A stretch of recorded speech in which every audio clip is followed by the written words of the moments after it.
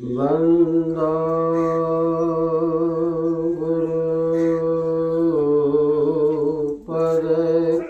गुरुपदकंद कृपा सिंधु नररूप हरे महामोह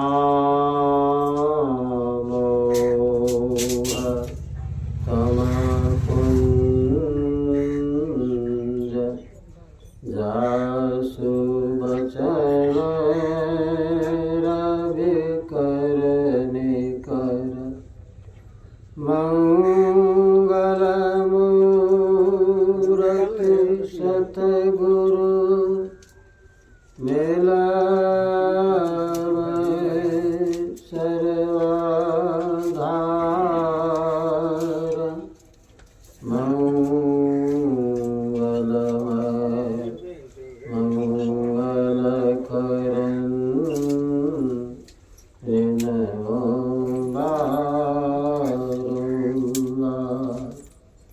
ज्ञान उदधि अरु ज्ञान घन सत गुरु शंकर रूप नमो नमो बहुवारहे सकल सुपूजन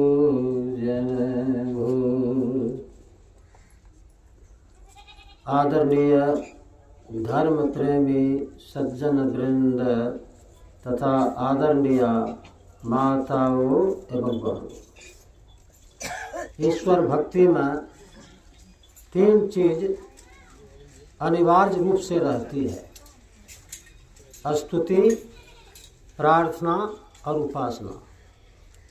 तीनों में से एक को हटा देंगे तो ईश्वर भक्ति अधूरी हो जाएगी। तो इसमें पहली बात क्या है? स्तुति। स्तुति कहते हैं महिमा गान करना, जस गान करना। और जस गान या महिमा गान किसका हम करते हैं? जो भलाई करने वाले होते हैं, उपकार करने वाले होते हैं, उनके जस का गान हम करते हैं किसी न किसी रूप से। और थोड़े से उपकार को, थोड़ी सी भलाई को जो याद रखते हैं वह बुद्धिमान होते हैं, ज्ञानी होते हैं। कबीर साहब के कुछ पहले एक संत हो गए, भगवान बुद्ध। भगवान बुद्ध गृह त्यागी संत थे, भीख मांगकर जीवन यापन करते थे। और उनके बहुत से शिष्य थे जो गृह त्यागी थे। वह सब भिक्षु कहलाते थे और वह सब भी भिक्षावृत्ति करके अपना जीवन यापन करते थे। तो भगवान बुद्ध के प्रमुख शिष्यों में से एक का नाम था सारिपुत्र। वह भी एक नगर में भिक्षावृत्ति करने जाते थे, लेकिन उस नगर में बड़ा ही धनी मानी एक सेठ था। अपार संपत्ति उनके पास थी, लेकिन उतना ही अधिक कंजूस भी था। उसके यहाँ कोई कुछ मांगने पहुँचता था तो देने की बात तो दूर रही, दूर से फटकार मिलती थी। तो सारिपुत्र जब उस नगर में जाते थे, उस कंजूस सेठ के यहाँ भी चले जाते थे, नहीं कुछ मिलने पर। तो बहुत दिनों तक जाते रहा। उस सेठ के मन में एक दिन हुआ, यह सन्यासी हमारे यहाँ बराबर कुछ मांगने आता है, मैं इसको कभी कुछ नहीं दिया, फिर भी हमारे यहाँ आता है। क्यों आता है? पूछना चाहिए। तो वह सेठ सारिपुत्र से कहा, तुमको मैं कभी कुछ नहीं देता हूँ, लेकिन फिर भी तुम हमारे यहाँ क्यों आते हो? सारिपुत्र ने कहा कि मिल तो गया। का क्या मिला? तो पहले हमसे आप बोलते नहीं थे, आज बोल गए, आपका वचन तो मिल गया। तो सेठ जी बहुत प्रभावित हुए। कैसा संतोषी भिक्षु, नहीं कुछ देने पर भी इतना खुश। इस खुशहाली में वह सेठ दूसरे आदमी से एक कलशी भात उसको भिक्षा में दिला दिया। सारिपुत्र भात लेकर वापस चला गया। कुछ समय के बाद उस सेठ में इतना परिवर्तन हो गया कि उसकी इच्छा हो गई, अब मुझे भी दीक्षा ले लेना चाहिए, भगवान बुद्ध का शिष्य बन जाना चाहिए। तो वह सेठ भगवान बुद्ध के पास आया और हाथ जोड़कर निवेदन किया कि भगवान मुझे भी अब दीक्षा बता दें। भगवान बुद्ध ने पहले भिक्षुओं से पूछा, क्या जी इसको तुम लोग पहचानते हो? सब ने कहा कौन नहीं इसको पहचानेंगे। नगर के धनी मानी सेठ और उतना ही अधिक कंजूस। उसी समय सारिपुत्र वहां आ गया और सारिपुत्र ने कहा कि भगवान इनका बड़ा उपकार है मुझ पर। क्या क्या उपकार है? तो अपने से तो नहीं, लेकिन दूसरे आदमी से एक कलसी भात एक दिन भिक्षा में दिलाया था। भगवान बुद्ध ने कहा, धन्य हो सारिपुत्र, एक कलसी भात दिलाने वाले का भी ख्याल रखते हो, तुम ही इनको दीक्षा बताओ। तो सारिपुत्र उस सेठ को दीक्षा बताते हैं। कहने का मतलब थोड़े से उपकार, थोड़ी सी भलाई को जो याद रखते हैं वह बुद्धिमान होते हैं, ज्ञानी होते हैं। और एक है शिव गीता। शिव गीता में भगवान राम वक्ता है, भगवान राम श्रोता है और भगवान शिव वक्ता है। तो भगवान राम एक बार पूछा शिव जी से कि महाराज यह शरीर पहले कहाँ बनता है, कितने दिनों में बनता है और कैसे बनता है? भगवान शिव ने कहा, देखो यह शरीर पहले माता के पेट में तैयार होता है और माता के पेट में कैसे तैयार होता है इसके बारे में कहा कि माता के पेट में जब बच्चा का शरीर बन रहा होता है तो उसका सिर नीचे और पैर ऊपर और उसके चारों तरफ मलमूत्र खून की नली बहती है। उस मलमूत्र का कीड़ा भी बच्चा को काटता है और जहाँ उसका शरीर बन रहा होता है जठराग्नि के पास, सबके पेट में एक तेज अग्नि होती है, उसको बोलते जठराग्नि। जो भी भोजन करते हैं उसको वही पचाती है। लेकिन उतनी तेज अग्नि के पास बच्चा का शरीर बन रहा होता है और फिर भी बच्चा की रक्षा हो जाती है। मलमूत्र का कीड़ा भी काटता है फिर भी शरीर बन रहा है। तो वहाँ कौन है रक्षा करने वाले और शरीर बनाने वाले? तो दूसरे को क्या पता होगा? माता को स्वयं भी पता नहीं होता कि पेट में जो बच्चा पल रहा है उसके शरीर बनने का तत्व कैसे मिल रहा है और उसकी रक्षा भी कैसे हो रही है। तो पता हो या नहीं हो, जहाँ कर्म हो रहा है वहाँ कर्ता कोई जरूर है, क्योंकि कर्ता के बिना कर्म नहीं होता। तो वहाँ कर्ता कौन है? तो वहाँ खुद परमात्मा है कर्ता। इसीलिए चरणदास जी महाराज ने कहा, गर्भ माह जिन रक्षा किन्ही, वहाँ खाने को दिन्हा, जठर अगिन सो राख लियो है, अंग संपूर्ण किन्हा, अरे नर हरि का हेत न जाना।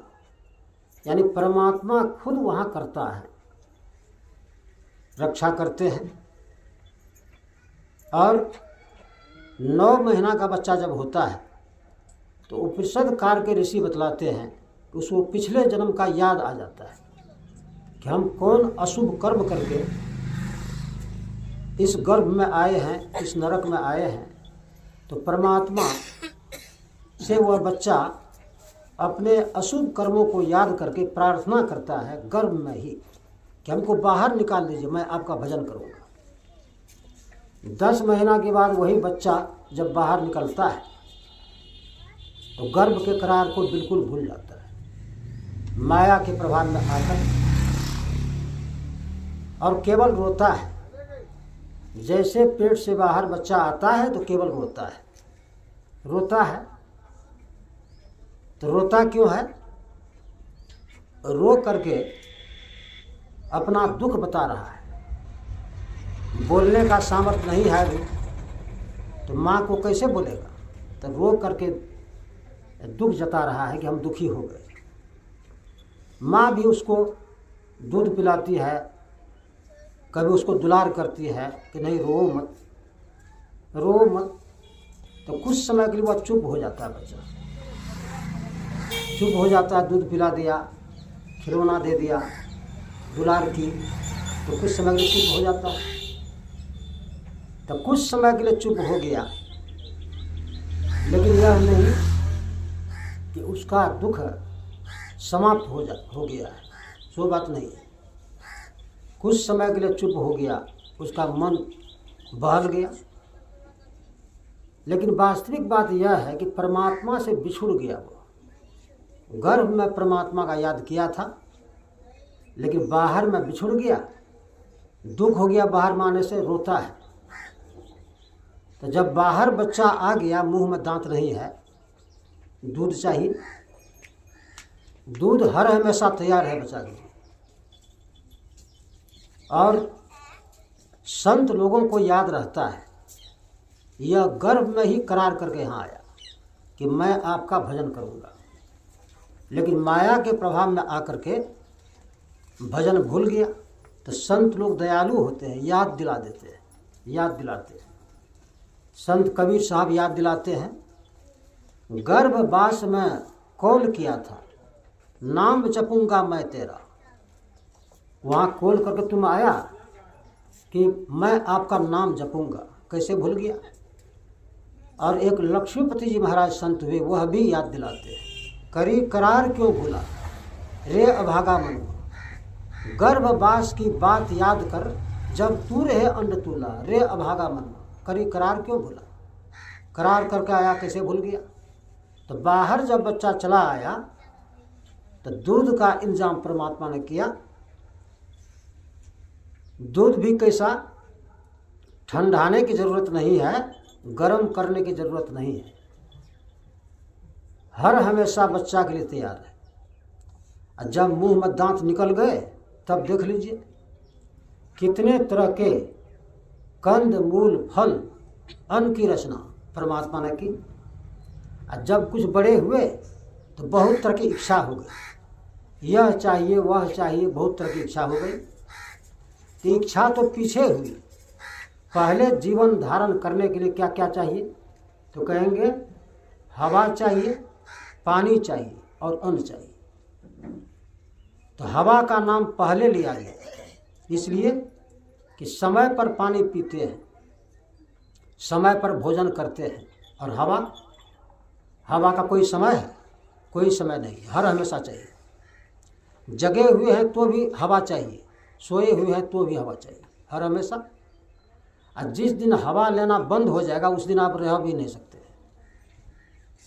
उस दिन जीवन का अंत हो जाएगा। तो श्वास लेकर के आदमी आता है और श्वास छोड़कर चला जाता है, श्वास छोड़कर चला जाता है। जब कोई आदमी मरता है तो आंख में देखने की शक्ति घट गई, मुंह में बोलने की शक्ति घट गई, हाथ में शक्ति घट गई, पैर में शक्ति भी घट गई। लेकिन यदि श्वास चल रही है तो वह नहीं मरेगा, क्योंकि श्वास चल रही है। तो देखते हैं कितना आदमी शरीर से लाचार हो जाता है और खाट पकड़ लेता है, यहाँ तक कि पेशाब पैखाना भी अपने से नहीं कर पाता है, कितना कष्ट है।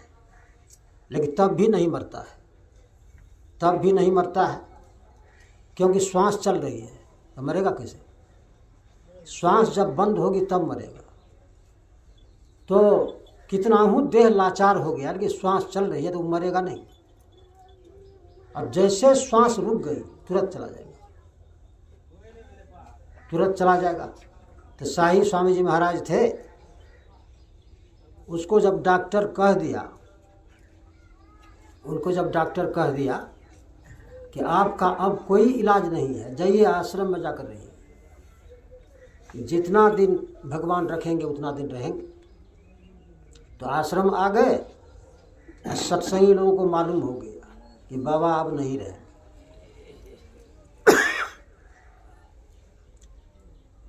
तो हमको भी किसी आदमी ने कहा कि शाही स्वामी जी महाराज अभी मनियारपुर आश्रम में है और उनका कोई ठिकान नहीं है, कब चले जाए। यह सुनकर के हम वहाँ पहुँच गए। पहुंच गए। जब हम पहुंचे, जिस दिन उनका शरीर छूटा उसी दिन हम पहुंचे, तो देखते हैं लंबा श्वास चल रही है, लंबा श्वास, और किसी को नहीं पहचानते हैं, कौन आया कौन गया, कहीं कुछ नहीं। लंबा श्वास चल रही है। हमारे मन में लगा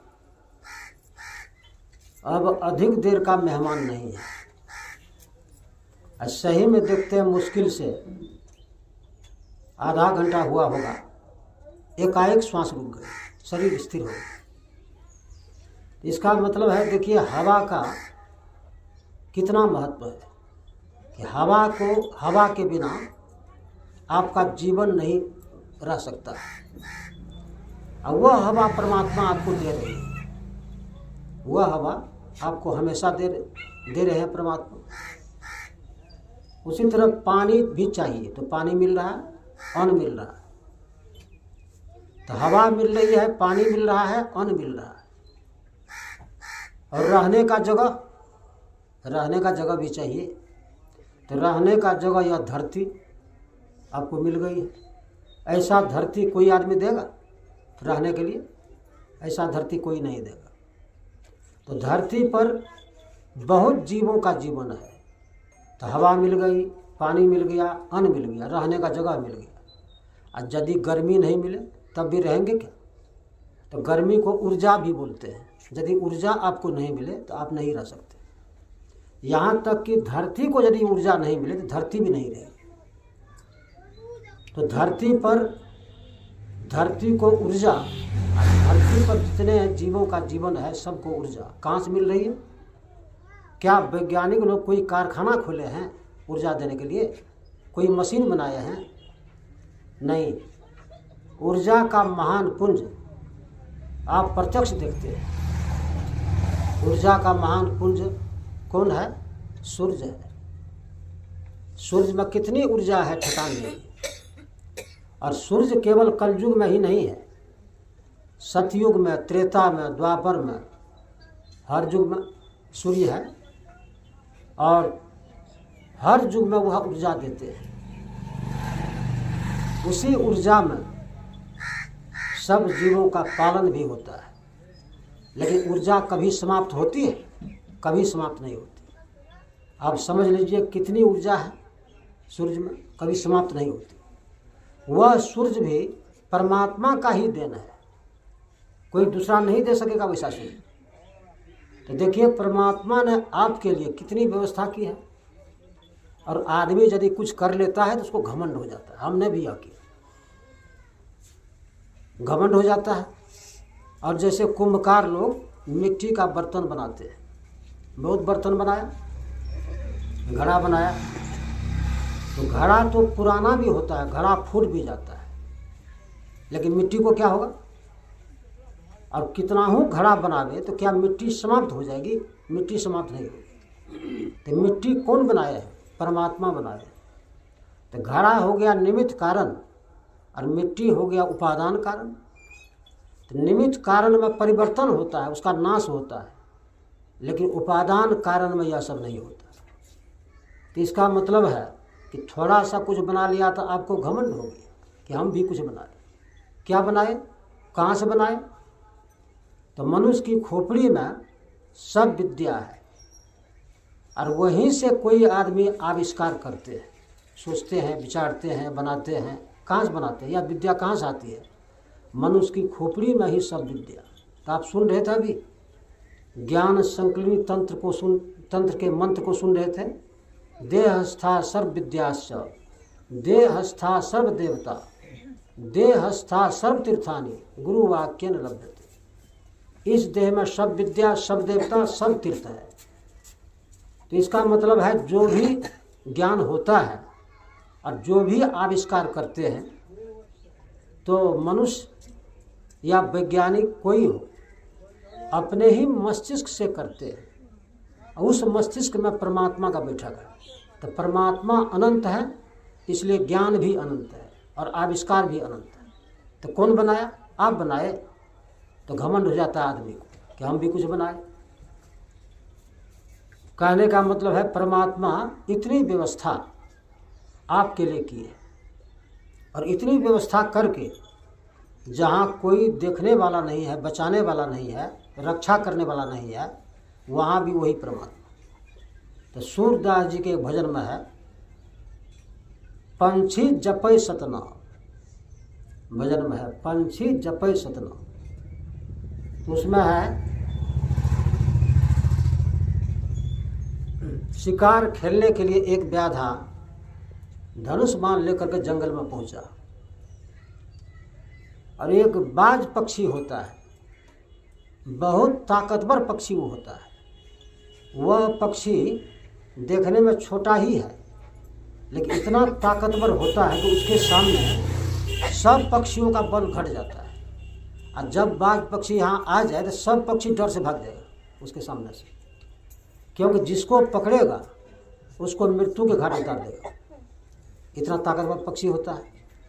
तो बाज पक्षी को भी भूख लग गई तो जंगल में पहुंच गया, और किसी दूसरे चिड़िया के खोज में वो खोज क्या कहते हैं देखने लग गया कि भोजन करेंगे, कोई मिल जाए, कोई चिड़िया।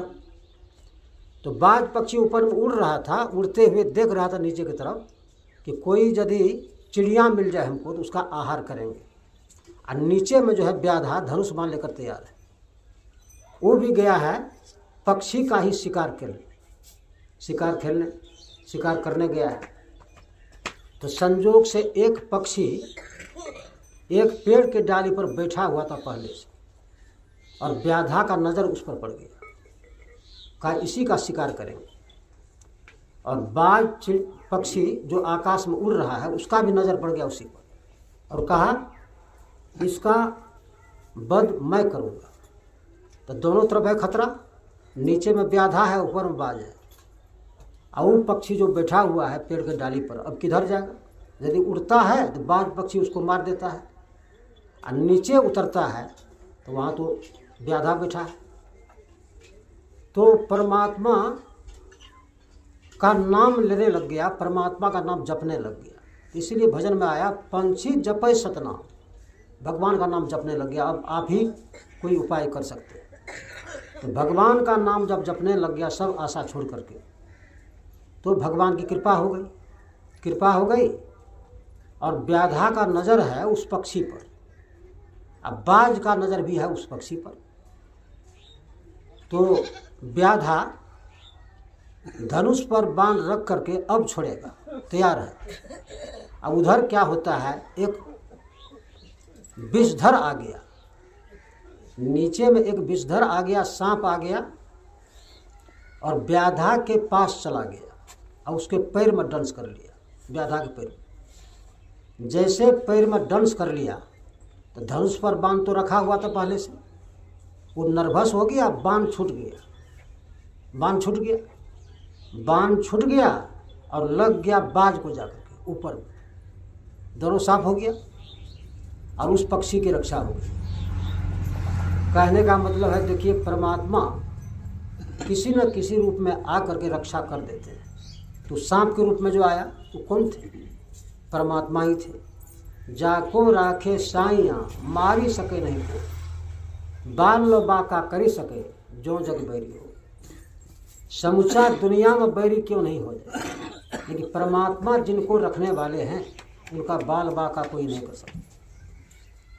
तो देखिए परमात्मा का उपकार कितना हम लोगों के ऊपर है। तो हमारे गुरु महाराज जी कहते हैं इतने बड़े उपकारक हैं परमात्मा, इसीलिए उनकी कुछ सेवा करनी चाहिए। तो सेवा तो बहुत तरह की होती है। किसी को भूख लग गई, भोजन करा दिया, उनकी सेवा हो गई। किसी को पहनने के लिए कपड़ा नहीं है, कपड़ा दे दिया तो उनकी सेवा हो गई। और किसी को रहने का घर नहीं है, रहने का घर दे दिया तो यह भी उनकी सेवा हो गई। लेकिन परमात्मा की सेवा हम किस तरह करें? क्या परमात्मा को खाने के लिए भोजन दें, परमात्मा को पहनने के लिए कपड़ा दें, परमात्मा को रहने के लिए घर दें? तो संत लोगों ने कहा कि नहीं, उनको यह सब कुछ नहीं चाहिए। और परमात्मा तो खुद दाता के भी दाता है, उनको आप क्या देंगे? एक मुनि बालक जंगल में था, देखने में सुंदर था, एक बादशाह गया शिकार खेलने जंगल, तो उसका नज़र पड़ गया मुनि बालक पर। मुनि बालक पर वह मोहित हो गए और बादशाह कहते हैं मुनि बालक से, तुम जंगल में रहने लायक नहीं हो, हमारे साथ चलो, तुमको मैं राज दरबार में रखूँगा। मुनि बालक ने कहा, वहाँ मैं क्यों जाऊँगा? बादशाह ने कहा कि वहाँ मैं रखूँगा और हर तरह की सुविधा भी तुमको दूँगा। मुनि बालक ने कहा, किस तरह की सुविधा दोगे? बादशाह ने कहा, जैसा स्वादिष्ट भोजन मैं करता हूँ वैसा तुमको कराऊँगा, जैसा कीमती वस्त्र मैं पहनता हूँ वैसा तुम पहनना, और जैसे मैं ऊंचा महल में सोता हूँ, पहरेदार पहरा करता है, उसी तरह तुम्हारा भी होगा। मुनि बालक ने कहा कि नहीं, हमारी जो शर्त है वह यदि आपको मंजूर है तब मैं जा सकता हूँ। बादशाह ने कहा, तुम्हारी क्या शर्त है? मुनि बालक ने कहा, तुम मत खाओ, हमको खिलाओ, तुम कपड़ा नहीं पहनो, हमको पहनाओ, अब मैं जब सो जाऊं तुम जग कर पहरा देना। बादशाह ने कहा कि ऐसा नहीं होगा। मुनि बालक ने कहा, हमारे जो राजा हैं खुद नहीं खाते हैं, हमको खिलाते हैं, खुद कपड़ा नहीं पहनते हैं, हमको पहनाते हैं, अब मैं जब सोता हूँ तो वह जग कर पहरा देते हैं। ऐसे राजा को छोड़ करके तुम्हारे जैसे कामी क्रोधी राजा के साथ हम नहीं चलते। कहने का मतलब बादशाह समझ गया, देखने में छोटा है लेकिन है बड़ा बूढ़ा। कहने का मतलब परमात्मा खुद नहीं खाते, सबको खिलाते, खुद कपड़ा नहीं पहनते, सबको पहनाते, सब सोते हैं और वह जग कर पहरा देते। पलटू सो गए मगन में साहेब चौकीदार। तो परमात्मा को यह सब कुछ नहीं चाहिए, भोजन नहीं चाहिए, वस्त्र नहीं चाहिए, अन्न भी नहीं चाहिए। और हमारे गुरु महाराज जी कहते हैं, प्रभु अटल अकाम अनाम हो साहब पूर्ण धन। वह तो हर तरह से पूर्ण है, उनको तुम क्या दें? और आदमी कितना हूँ देगा, वो पूरा नहीं कर सकता है, और परमात्मा जब देंगे उसको समाप्त भी आप नहीं कर सकते। इसीलिए बंगला भाषा में कहते हैं, मानुष दिया खुलाए ना, हरि दिया खुलाए। हरि जब देंगे तो उसको समाप्त नहीं कर सकते हैं, इतने बड़े दाता हैं, तो उनको यह सब कुछ नहीं चाहिए। लेकिन तब किस तरह सेवा करें? तो सेवा की जाती है खुश करने के लिए। परमात्मा खुश हो जाए तो उनकी सेवा हो गई। तो परमात्मा को कुछ नहीं चाहिए तो उनकी स्तुति हम यदि करते हैं, रोज महिमा का गान करते हैं, तो कभी न कभी परमात्मा खुश हो जाएंगे। तो हम लोग करते हैं ईश्वर की स्तुति, सब क्षेत्र छर अपरा परापर और अक्षर पार, निर्गुण सगुण के पार में, सत असत हो के पार। इस पद को गाते हैं, यह परमात्मा की स्तुति है। तो बच्चा में थे तो हम नहीं समझते थे कि सत्संगी लोग पार में गाते हैं, कि भगवान का नाम नहीं लेते हैं, खाली पार में करते हैं। एक सत्संगी से पूछते हैं, क्या पार में करते हैं, भगवान का नाम आप लोग नहीं लेते? कहा नहीं बुझता है तुम, अरे भगवान का यही नाम है, पार में जो बोलते हैं परमात्मा इतने बड़े हैं। और एक आदमी गुरु महाराज जी से पूछ दिया, क्या आप लोग सुबह में पार में करते हैं, उसी पार में सब है, इस पार में कुछ नहीं है? गुरु महाराज जी ने कहा नहीं जी, इस पार में भी है, पार में इसलिए बोलते हैं कि परमात्मा इतने बड़े हैं। तो अखिल भारतीय सत्संग था एक जगह, हम भी गए थे, तो एक आदमी का चप्पल कोई ले लिया, आरती हो गई, उधर से मंच से नीचे उतरा, उसका चप्पल नहीं मिला, कहा चप्पल कोई ले लिया। तो बाबा के पास गए, कहते देखिए चप्पल कोई ले लिया। तो बाबा हंसी करते हैं, कहा कि वही नहीं गा रहे थे पार में, चप्पल भी पार में, अब क्या कीजिएगा, दूसरा चप्पल खरीद लीजिए, अब क्या कीजिएगा। तो कहने का मतलब है कि परमात्मा इतने बड़े हैं, सत से भी परे, असत से भी परे, निर्गुण से भी परे। यह परमात्मा की स्तुति है, यह अनिवार्य है। यदि रोज आप करते हैं परमात्मा की स्तुति तो परमात्मा कभी खुश होंगे? खुश जब हो जाएंगे तो सेवा हो गई। अब परमात्मा जब खुश हो गए तब क्या चीज़ आपको बाकी रहेगा? सब कुछ की प्राप्ति हो जाएगी। इसीलिए विदेश के एक महात्मा हो गए जीसस क्राइस्ट, उसके वचन में है, first ye seek the kingdom of God, then all इल्लो will be added unto you. अर्थात सर्वप्रथम ईश्वर के राज्य को खोजो, तब तुम सब कुछ पा लो। जब परमात्मा ही खुश हो गए तो क्या चीज़ बाकी रह गई आपके लिए? इसलिए अनिवार्य है कि परमात्मा की स्तुति हम करें, रोज करें। लेकिन परमात्मा की जानकारी कौन देते हैं? परमात्मा की जानकारी देते हैं जिनको परमात्मा का वास्तव में अनुभव है। उनको क्या बोलते हैं? संत बोलते हैं। संत को ही परमात्मा का अनुभव होता है, प्रत्यक्ष होता है। इसलिए संत लोगों को पूरी जानकारी है ईश्वर के बारे में। अब वही बताते हैं कि वैसे परमात्मा की भक्ति करोगे तब तुम्हारा उद्धार होगा। तो ऐसे संत जो परमात्मा के बारे में बताते हैं तो उनका भी उपकार कम नहीं है। और वैसे संत धरती पर हैं तो धर्म भी है। यदि संत नहीं रहे तो धर्म नहीं रहेगा यहाँ, क्योंकि धर्म का रक्षा संत ही करते हैं और धर्म को संत लोग बनाते भी। इसीलिए ऐसे संत पर कोई आपत्ति विपत्ति जब आती है तो भगवान को चिंता हो जाती है। और भगवान जानते हैं कि ऐसे संत धरती पर नहीं रहेंगे, धरती नहीं रहेगी, तो उनकी रक्षा करने खास करके भगवान अवतार लेते हैं संत की रक्षा करने। इसीलिए गोस्वामी तुलसीदास जी ने लिखा, जब जब होई धर्म की हानि, बाढ़ई असुर अधम अभिमानी, तब तब धरी प्रभु विविध शरीरा, हरहि कृपा भी सज्जन पीड़ा। यह तो गोस्वामी तुलसीदास जी ने लिखा कि भगवान क्यों अवतार लेते हैं। लेकिन गीता में भगवान कृष्ण ने अपने से कहा कि हम यहाँ क्यों आते हैं। यदा यदा ही धर्मस्य ग्लानिर्भवति भारत, अभ्युत्थानम अधर्मस्य तदात्मानं सृजाम्यहम्, परित्रायणाय साधूनां विनाशाय च दुष्कृतां, धर्म संस्थापनार्थाय संभवामि युगे युगे। अर्थात हे भारत, जब जब धर्म का पतन और अधर्म का उत्थान होता है तब तब मैं जन्म धारण करता हूँ, साधुओं की रक्षा के लिए, दुष्टों के विनाश के लिए तथा धर्म को स्थिर करने के लिए मैं जुग जुग में जन्म धारण करता हूँ। देखिए भगवान खुद आते हैं संत की रक्षा करने। तो संत का भी कम उपकार नहीं। तो हमारे गुरु महाराज जी कहते हैं, संत की भी स्तुति किया करो, सब संतन की बड़ी बड़ी हानि। यह स्तुति करते हैं, यह संत की स्तुति है। यह भी जरूरी है कि हम रोज संत की स्तुति करें। तो संत लोग तो सामूहिक रूप से ईश्वर का प्रचार करते हैं, लेकिन संतों में से कोई सद्गुरु होते हैं जो खास करके आपको विशेष क्रिया बताते हैं और क्रिया बता करके आपके जीवन का बागडोर अपने हाथ में लेते हैं, तुम्हारा उद्धार हम करें। ऐसे सद्गुरु का उपकार तो सबसे अधिक है। इसलिए संत कबीर साहब ने कहा, तीन लोक नौ खंड में गुरु ते बड़ा न कोई, करता करे न करी सके गुरु करे सो।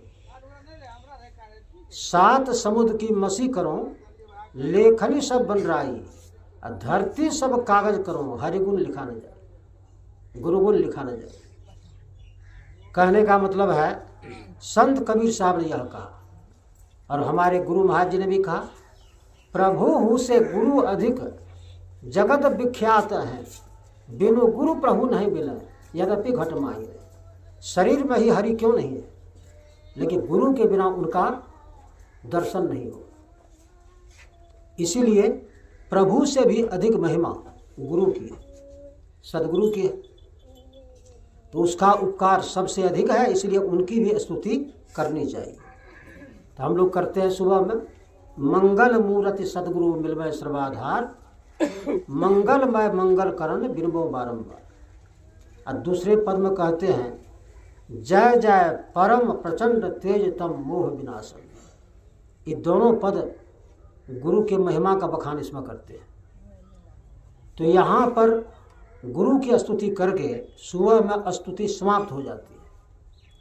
यानी ईश्वर की स्तुति, संत की स्तुति और गुरु की स्तुति। तीनों की स्तुति करके सुबह में स्तुति समाप्त हो जाती। तो यह अनिवार्य है, स्तुति करें। तो ईश्वर भक्ति में पहली बात यही है, स्तुति करें, रोज करें। और दूसरी बात क्या है, प्रार्थना भी करें। तो प्रार्थना में श्रद्धा सहित कुछ मांगना होता है। किससे मांगेंगे, क्या मांगेंगे, यह भी जानकारी चाहिए। तो प्रायः आदमी क्या मांगते हैं कि हमको बाल बच्चा दीजिए, हमको मकान दीजिए, नौकरी दीजिए, लड़की की शादी नहीं हो रही है शादी करा दीजिए, यही सब न मांगते हैं प्रायः आदमी। लेकिन संत कबीर साहब कहते हैं यह सब मांग वास्तविक मांग नहीं है। तो एक पद में कहते हैं, क्या मांगो कछु फिर न रहाई, देखत नैने चलियो जग जाई। 1 लाख पुरुष 1.25 लाख नाती, जा रावण घर दिया न बाती। सोने के महल रुपये के छाया, छोड़ी चले नगरी के राजा। कोई करे महल कोई करे टाटी, उड़ी जाए हंसा पड़ी रहे माटी। आवत संग न जाई संगाती, कहा भय दल बांधे हाथी। कहे कबीर अंत की बारी, हार झाड़ी जो चला जुआरी। क्या मांगो कछु फिर न रहाई, देखत नैने चलियो जग। और दूसरे पद में ऐसे मांगने वाले को थोड़ा कटु वचन भी कह दिया। ऐसी दीवानी दुनिया भक्ति भाव नहीं बूझेगी, कोई आवे दुख का मारा हम पर कृपा कीजिए। कोई करावे ब्याह सगाई, सुनत गुसाई रिझे। सांचे का कोई गाहक नहीं, झूठे जगत पतीजे जी। कहे कबीर सुनो भाई साधो, अंधों को क्या कीजिए। ऐसे मांगने वाले को अंधा कर दिया। तब आप कहेंगे जब हम संसार में हैं तो परिवार नहीं चाहिए, नौकरी चाकरी नहीं चाहिए, मकान नहीं चाहिए। तो जब संसार में है तो यह सब चाहिए। लेकिन यदि बिना मांगे हुए मिलता है तो मांगने की क्या ज़रूरत है। बिना मांगे हुए मिल जाए तो मांगने की क्या ज़रूरत है। तो बिना मांगे हुए कैसे मिलता है। तो संसार को ठोंगा रूप समझिए और परमात्मा को मिठाई रूप समझिए। तो आप जाते हैं मिठाई की दुकान पर, तो वहाँ दुकानदार से क्या बोलते हैं, 1 किलो मिठाई दीजिए, 5 किलो मिठाई दीजिए। ठोंगा मांगते हैं, ठोंगा नहीं मांगते हैं, केवल मिठाई मांगते हैं। तो मिठाई दीजिए 1 किलो। दुकानदार जैसे मिठाई देता है ठोंगा में बिना मांगे दे देता है। तो बिना मांगे ठोंगा मिला कि नहीं। तो उसी तरह से परमात्मा रूप मिठाई है। यदि परमात्मा रूप मिठाई को लेते हैं तो संसार रूप ठोंगा है, बिना मांगे हुए मिल जाएगा, मांगना होगा। तो इसीलिए गोस्वामी तुलसीदास जी कहते हैं यदि परमात्मा को मांग लोगे तो बाहर की बात कौन कहे, सपना में भी दुख द्वैत नहीं रहेगा। पावई सदा सुख हरि कृपा, संसार आशा तजी रहे। सपनहु नहीं दुख द्वैत दर्शन, बात को ठीक होगा। सपना में भी दुख द्वैत नहीं रहेगा परमात्मा को मांगने से। और जो संसार का सुख है यह तो अपने मिलता है। जे सुख सुरपुर नरह गेह बन, आवत बिनहि बुलाए। ते ही सुख कह बहु, जतन करत मन समझत नहीं समझाए। तो आपको किसी को बाल बच्चा चाहिए, भोजन चाहिए, पानी चाहिए। तो पशु पक्षी को बाल बच्चा नहीं होता है। पशु पक्षी को उसको बाल बच्चा होता है, उसको भोजन मिलता है कि नहीं, उसको भी भोजन मिलता है। वह भी सोता है, पानी भी मिलता है। तो जब इतना ही में आप रह गए तो पशु में आप में क्या अंतर हुआ, इतना ही में रह गए। तो एक आदमी कहता था, अरे आदमी सब प्रायः क्या जानता है, यानी चार गो शब्द जानता है। कौन कौन शब्द जानता है, क ख ग घ, इसी में जीवन बिताता है। क मतलब हुआ करो, ख मतलब खाओ, ग मतलब गमाओ, घ मतलब घर बनाओ। बस हो गया, और कौन काम करना है। तो यही क ख ग घ, इसी में समूचा जीवन प्राय आदमी बिता देता है। अरे इससे विशेष कुछ करो, पशु पक्षी से विशेष करो। तो पशु पक्षी को यह ज्ञान नहीं होता है कि मेरा कल्याण किधर जाके होगा, केवल बाल बच्चा खाना पीना यही में रह जाता है पशु पक्षी। लेकिन मनुष्य में ज्ञान होता है, मनुष्य में ज्ञान होता है, ज्ञानवान के पास जाता है मनुष्य, उसको ज्ञान होता है क्या करने से, किस तरह की साधना करने से हमारी भलाई होगी, मेरा उद्धार होगा। तो हम कह रहे थे प्रार्थना में क्या मांगना चाहिए, तो परमात्मा को मांगना चाहिए, वास्तविक प्रार्थना यही है। लेकिन परमात्मा किस तरह की प्रार्थना मिलेंगे, तो कह दिया भक्ति मांगो, भक्ति मांगो। और भक्ति के पहले प्रेम लगा दिया है, प्रेम भक्ति गुरु दीजिए। तो प्रेम भक्ति होना इतना आसान नहीं है। सबसे पहले तो प्रेम शब्द का अर्थ ही प्राय आदमी नहीं जानता है कि प्रेम किसको कहते हैं। उसको साधारण रूप में लेता है, जैसे कहता है पिता पुत्र में प्रेम, घर द्वार में प्रेम, भाई भाई में प्रेम, हर जगह प्रेम जोड़ देता है। लेकिन प्रेम का सही अर्थ प्रायः आदमी नहीं जानता। सीता हरण हो गई थी और भगवान राम को किसी ने कहा कि आप यदि सुग्रीव से दोस्ती कर लीजिए तब आपके भारजा को ढूंढवाने में क्या कहते हैं सुलभता होगी। लेकिन भगवान राम को वहाँ तक जाने का रास्ता मालूम नहीं है। तो जंगल में जा रहे हैं लक्ष्मण सहित, लोगों से पूछते हुए जा रहे हैं कि सुग्रीव के यहाँ हमको जाना है, उनसे भेंट करना है। और बाली के डर से सुग्रीव जंगल में पर्वत के ऊपर था, ऋषमुख पर्वत के ऊपर सुग्रीव रहता था जंगल में, क्योंकि उसके पत्नी को भी और राज्य को उसका बड़ा भाई बाली ही हड़प लिया और उसके डर से वह जंगल में पर्वत के ऊपर था। तो भगवान राम जा रहे हैं, नहीं सुग्रीव से भेंट करना जा रहे हैं, रास्ता मालूम नहीं है। तो कुछ दूर पहुंच गए जंगल में और अब कोई नहीं मिल रहे हैं। अब किससे पूछेंगे, आगे कैसे जाएंगे।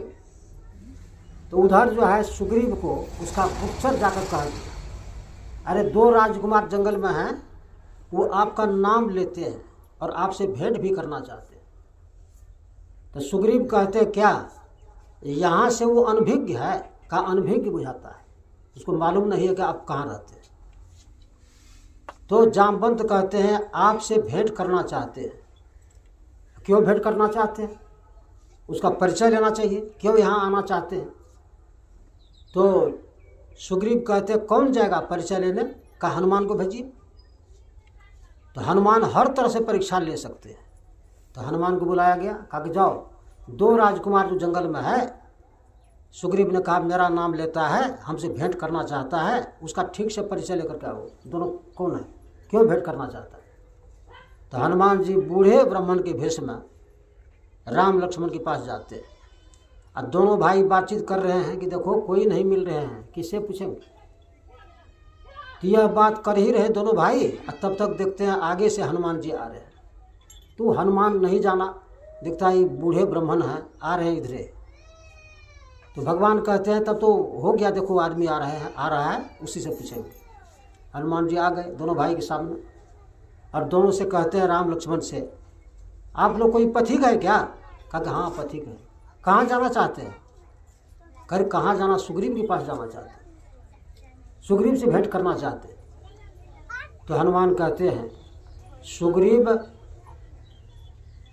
किसी से भेंट नहीं करते और सुग्रीव का जो कुल पुरोहित केसरी नंदन है उससे बिना पूछे सुग्रीव किसी से भेंट नहीं करते। और केसरी नंदन खुदे हुआ है, खुदे और बोल रहा है नहीं, उसका जो कुल पुरोहित है केसरी नंदन, उससे बिना पूछे वो किसी से भेंट नहीं करते। तो भगवान राम कहते ठीक है, जब सुग्रीव से भेंट नहीं होगी तो उसका मंत्री हनुमान से ही भेंट करा दो। हनुमान ने कहा कि हनुमान से भेंट कीजिएगा। कहा कि हाँ करेंगे। तो पहले अपना ठीक ठीक परिचय यदि आप दे दीजिए तो हनुमान को अभी तुरंत यहीं पर बुला दो। तो लक्ष्मण ने कहा ठीक है, तो परिचय सुन लो। अयोध्या के महाराजा दशरथ, उनके 4 पुत्र राम, लक्ष्मण, भरत, शत्रुघ्न, और 4 पुत्रों में से श्री राम यही हैं और उनका अनुज लक्ष्मण मैं हूं। और हमारे भाभी को रावण हरण करके ले गया।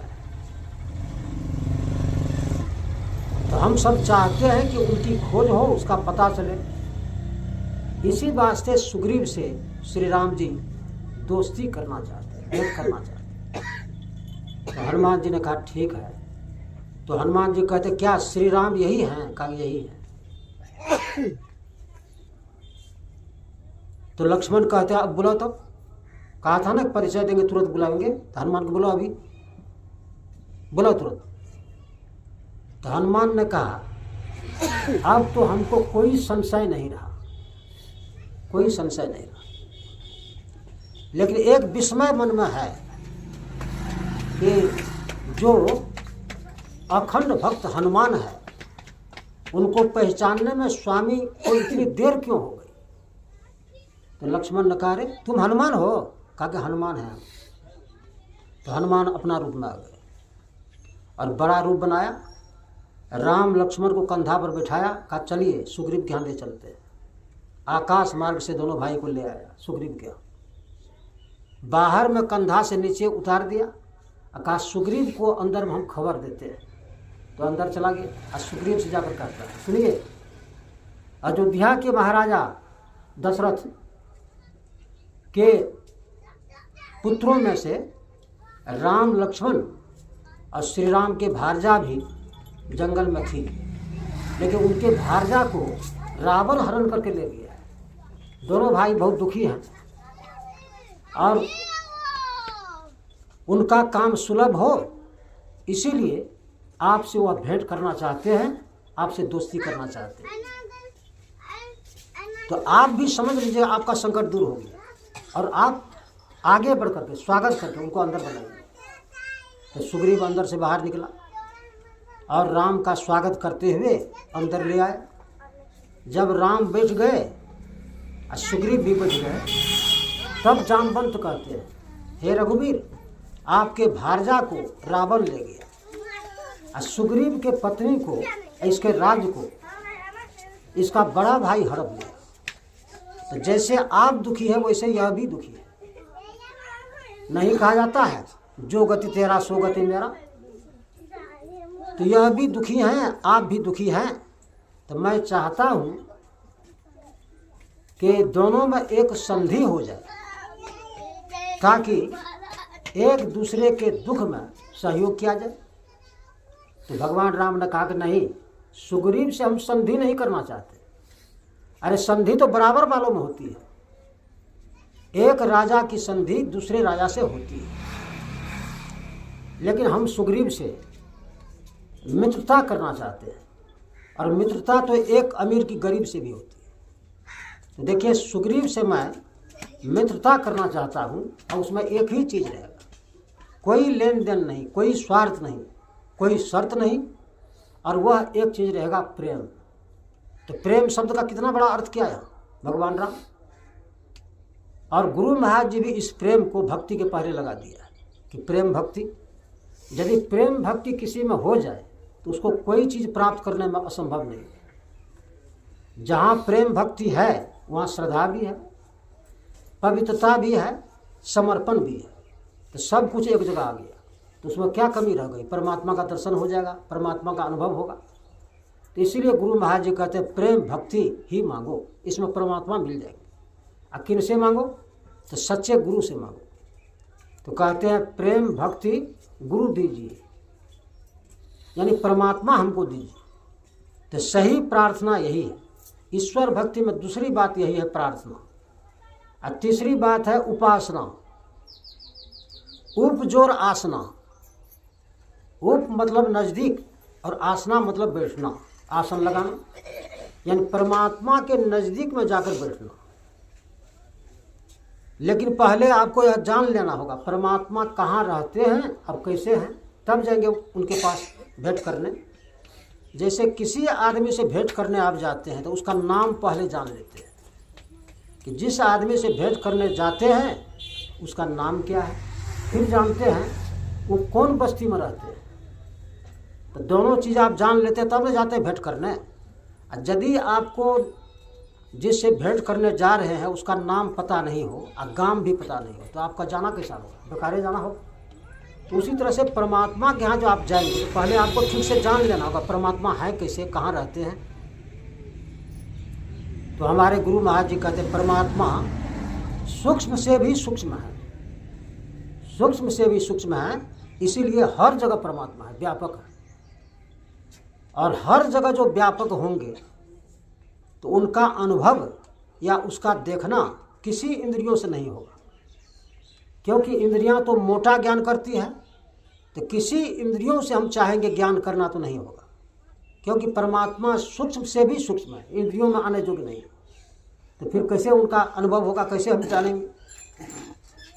तो इसलिए ठीक से समझ लेना होगा कि परमात्मा के पास जो ऐसे हैं कैसे जाएंगे हम वहाँ, कैसे बैठेंगे।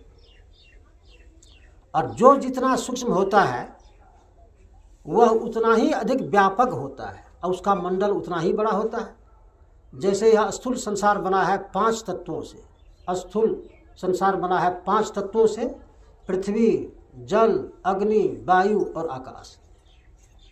तो 5 तत्वों में धरती से अधिक सूक्ष्म है जल, धरती से अधिक सूक्ष्म है जल।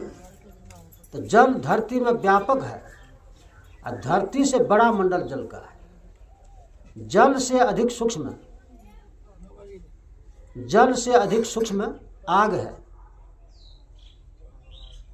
तो आग जल में धरती में समाकर है और दोनों से बड़ा मंडल अग्नि का है। आग से अधिक सूक्ष्म हवा है, हवा तीनों में व्यापक है और तीनों से बड़ा मंडल हवा का है। और हवा से भी अधिक सूक्ष्म है आकाश। आकाश कहते हैं शून्य जगह को। तो आकाश चारों तत्वों में व्यापक होकर के और इसका मंडल भी चारों से बड़ा है। तो आकाश आप देखते हैं कितना बड़ा है, क्या कहेंगे आकाश यहाँ है, अमेरिका लंदन में नहीं है, अरे हर जगह है।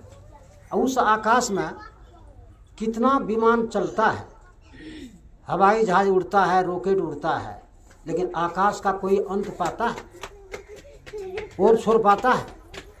तो 5 तत्वों में सबसे अधिक सूक्ष्म आकाश है, लेकिन आकाश का कोई अंत नहीं पाता है। और आकाश से भी अधिक सूक्ष्म शब्द है और शब्द से भी जो परे है वही है ब्रह्म। वो कितने सूक्ष्म है और कितना बड़ा मंडल होगा और कहाँ नहीं है, तो उनके पास आपको जाना होगा। वैसे परमात्मा के निकट जाएंगे तब हुई उपासना। इसका मतलब है कि शरीर से नहीं जा सकते, जो उसका अंश है चेतन आत्मा वही उसका ज्ञान करेगी। कोई इंद्रियां नहीं करेगी ज्ञान, कोई शरीर नहीं, चेतन आत्मा ही उसका ज्ञान करेगी। लेकिन चेतन आत्मा कब ज्ञान करेगी, जब अकेले हो जाएगी तब। जब तक आवरण सहित है चेतन आत्मा तब तक ज्ञान नहीं करेगी।